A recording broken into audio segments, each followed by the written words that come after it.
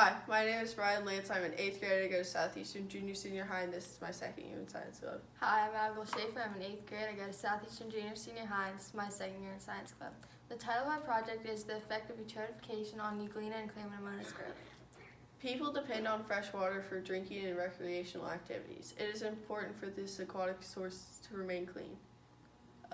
Fertilizers added to runoff water is the main cause of pollution. The purpose of this project is to figure out the effect of eutrophication on algae growth, specifically Euglena and Chlamydomonas. Will be exposed to various concentrations of miracle-grown population will be determined over time. Based on research, it was hypothesized that as the concentration of miracle-grow increased, the population would also increase. We predicted that the algae living in the environment without the addition of fertilizer will have the lowest amount of algae. For our procedures, we labeled 3 plastic jugs with the labels double recommended, recommended, and half recommended. We prepared various concentrations of Miracle-Gro fertilizer. We labeled 8 test tubes, 1 set for Euglena and 1 set for Chlamydomonas. We put 30 milliliters of corresponding solution in each test tube. We put 0.5 milliliters of Euglena stock solution in the corresponding test tubes and 0.5 milliliters of Chlamydomonas stock solution in the corresponding test tubes. We set up a microscope and counted the number of live organisms initially, day 7, day 14, and day 21 in each test tube. We stirred the test tube thoroughly. We removed 0.25 milliliters from the center of the solution. We put the solution on the center of a gridded microscope slide. We focused the viewing area and counted the number of live organisms in the D5 square.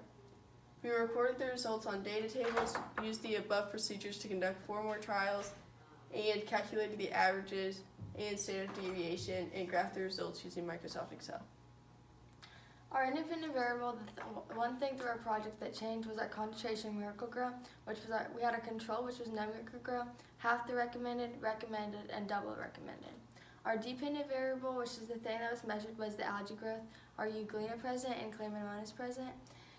Our control variables, is a thing in the project that stayed the same, was our growing environment, which is our light and temperature, our concentration preparation, and our measurement technique.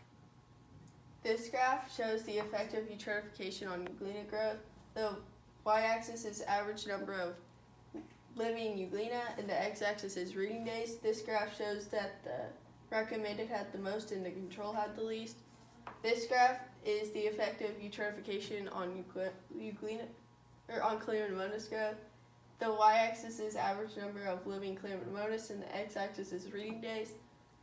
This shows that the control had the most, surprisingly, and recommended had the least. This graph also shows the effect of eutrophication and Chlamydomonas growth. The effect of eutrophication on Euglena and Chlamydomonas growth. Comparison from day 21. The y-axis is average number of living organisms from day 21, and the x-axis is concentration of Miracle-Gro. The green is Euglena and the pink is Chlamydomonas. It shows that all the error bars overlap except for the recommended, which shows that there was no scientific difference. And the Euglena recommended was the most, and the Chlamydomonas control was the most. We hypothesized that as the concentration of Miracle-Gro increased, the population of both Euglena and Chlamydomonas will also increase. We hypothesized that the algae living in the environment with the lowest amount of fertilizer will have the lowest population. After conducting 5 trials and averaging the results, it was determined that our hypothesis was rejected.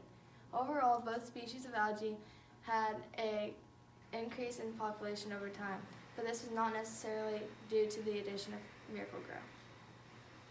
Great effort was made to conduct this experiment in a controlled manner. However, the results showed some variation. Equal amounts of the stock cultures were put in each test tube. A technique was used to count the algae population over time, but the samples taken may not have been an accurate representation of the current population. Overall, the results showed some consistency. Thank you.